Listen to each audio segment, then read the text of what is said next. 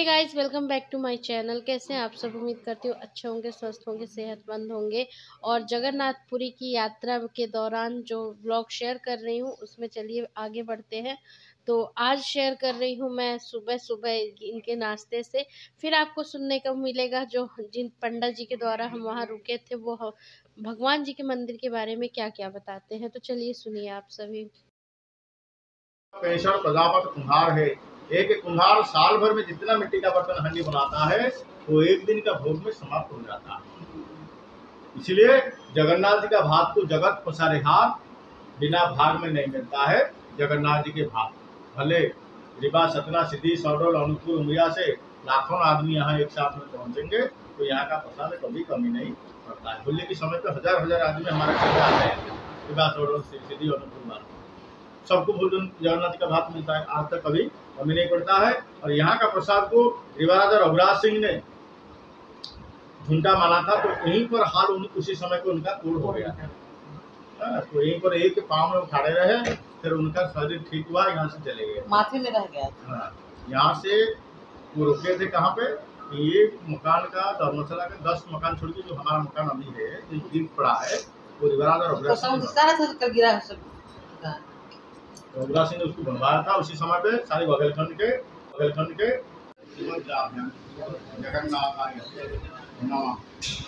ये क्या है, हम तीनों भगवान की पहले नमस्कार किए। जगन्नाथ जी हैं, बलदाव जी हैं, सुभद्रा बहन है। विष्णु भगवान जगन्नाथ, बलदाव जी बलराम है, सुभद्रा जी की बहन से द्वापर में हुई के बीच में बैठे। बोलिए श्री विष्णु, श्री विष्णु, श्री जगन्नाथ, श्री बलराम, श्री सुभद्रा। हम आए दर्शन किए, धाम के फल प्राप्त के लिए, परिवार के सुख शांति के लिए, मनसा वाचा मन की जो मनोकामना है पूरा के लिए जगन्नाथ जी को, बलदाव जी को, सुभद्रा माता को सब भोग लगा वृंदावन से पालका भोग एक से एक महीना खिलाने अर्पण किए। एक हमारा पंडा भोग लगाएंगे, भोजन करेंगे, हमको हमारे वंश परिवार आशीर्वाद करेंगे। साक्षी जगन्नाथ का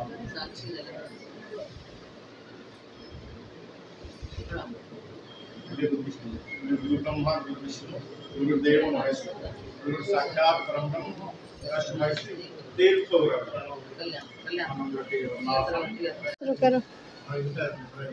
इधर आप देख रहा भैया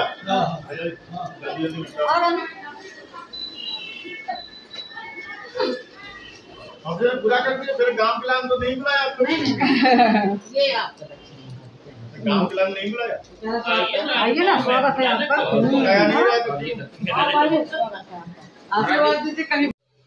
तो यहाँ आप लोग सोच रहे होंगे यहाँ क्या हो रहा है, यहाँ पैसे वैसे क्यों दिए जा रहे हैं। तो जब आप जगन्नाथपुरी जाएंगे तो आधी चीज़ से ज़्यादा चीज़ें तो आपको वहीं पे समझ में आएंगी, लेकिन कुछ मैं बता देती हूँ। यहाँ पे ये जो हमारे पंडित जी हैं जिनके द्वारा हम यहाँ पे रुके थे, अच्छे से भगवान जी का दर्शन पाया, प्रसाद पाए। तो इन मंदिर में जो हम प्रसाद खाए थे तो वही वो पहले बता रहे थे कि जो पहले चढ़ा के जाते हैं वो प्रसाद हम पाते हैं, और जो हम अभी चढ़ाएंगे तो जो आएंगे वो हमारे चढ़ाए प्रसाद खाएंगे। और जो मंदिर में खाना बनता है उसके लिए कुछ चढ़ाना पड़ता है, झंडे का और बहुत सारे सिस्टम से उन्होंने बताया था। तो उसी हिसाब से जिसकी जितनी हैसियत थी जो दान करने की वो दान किए हैं। फिर पंडित जी को अलग देना पड़ता है, और पंडित जी के साथ एक लड़के थे जो हमको हर जगह ले जा रहे थे, सारी चीज़ें कर रहे थे, तो उनको अलग देना पड़ता है। और लेकिन ये सब करने से ना मैं आपको बताऊंगी दर्शन बहुत अच्छे से होता है, बहुत सुविधा से होती है सारी चीज़ें। तो अगर आप लोग जाते हैं यहाँ एमपी से तो इनके यहाँ जाएं, और अगर पूछना चाहते हैं कि कौन है ये, किसके कहाँ के पंडित जी हैं, तो सारी चीज़ें फिर मैं अगले वीडियो में आप लोगों के साथ शेयर कर दूँगी। और इनके जाने के बाद हम लोगों ने फिर से प्लान बनाया कि हम जाएंगे समुद्र। तो ये दूसरा दिन है, लेकिन मुझे आप सेम साड़ी में देख रहे हैं। समुद्र जाने से पहले ना मैं ये वाली साड़ी पहन ली थी ताकि वहाँ से गीली होके आऊँगी, तो आज जो मैंने पहना था उसको मैं फिर से पहन लूँगी, इसलिए मैंने चेंज किया था समुद्र जाने के लिए। तो ये देखिए पहुँच चुके हैं हम लोग समुद्र, और ऑटो से जाते थे जहाँ पे हम रुके थे। रुके कहाँ थे वो भी बताते हैं। हम लोग जगन्नाथपुरी में रेलवे स्टेशन में उतरते ही अगर आप बोलेंगे दूध वाला धर्मशाला में जाएँगे और ये पंडा जी के थ्रू ही रुकने को मिलेगा, नहीं तो एक रूम भी आपको विदाउट पंडा नहीं देते हैं वो लोग, सीधे मुँह बात ही नहीं करेंगे। आपको पंडा बहुत ज़रूरी है रूम लेने के लिए, नहीं तो होटल वगैरह में तो आप रूम ले सकते हैं, लेकिन भगवान जी का प्रसाद पाना, भगवान जी का डायरेक्ट कैसे सुविधा के साथ आराम से दर्शन मिल जाना, ये सब चीज़ें आपको नहीं मिलेंगी। तो बस यही बताना था कि हम जहाँ पे रुके थे वहाँ से 2-3 किलोमीटर पड़ता था समुद्र, तो ऑटो लेके हमको यहाँ आना पड़ता था, और आए हम लगभग 1 बजे के लगभग। तो अभी कल का आप तूफ़ान देख सकते होंगे, कल जो व्लॉग देखा है आपने उसमें जो ये समुद्र की लहरें थी वो बहुत धीमी गति में थी, लेकिन जो दोपहर का 1-2 बजे आए हैं तो मुझे तो बड़ी डरावनी लग रही थी। बच्चे खेल रहे थे एकदम दूर-दूर करके, मैं खिलवा रही थी उनको, लेकिन मेरी हिम्मत नहीं हुई कि मैं चली जाऊँ, क्योंकि मुझे इन सब चीज़ों से बहुत डर लगता है। बहुत ही तेज़, बहुत ही ऊपर वाली लहर थी, मतलब आप देख सकते होंगे कल से कितनी ज़्यादा तेज़ लहरें दोपहर के टाइम में आने में उठती हैं।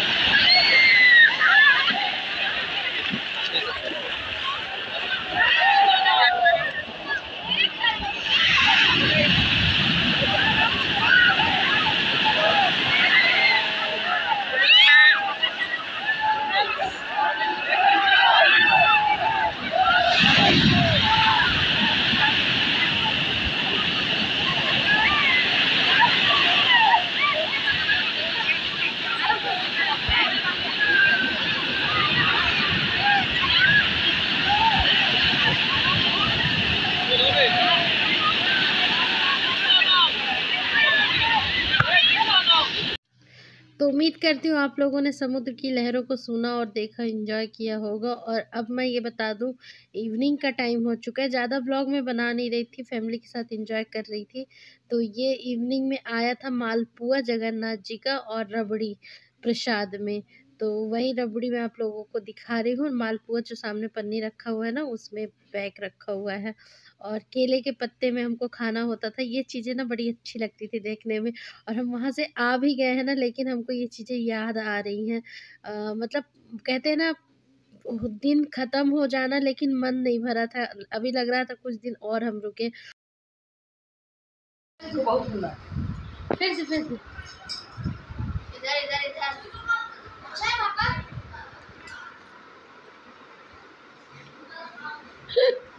है हाँ हाँ हाँ।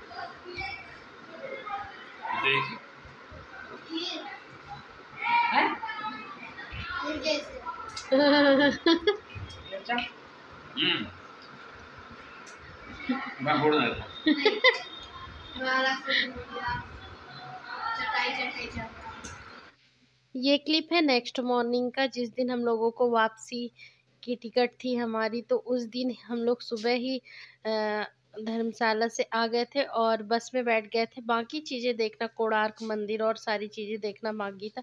तो आज हम घूमेंगे, लेकिन उसकी वीडियो शेयर करूँगी मैं कल आप लोगों के साथ।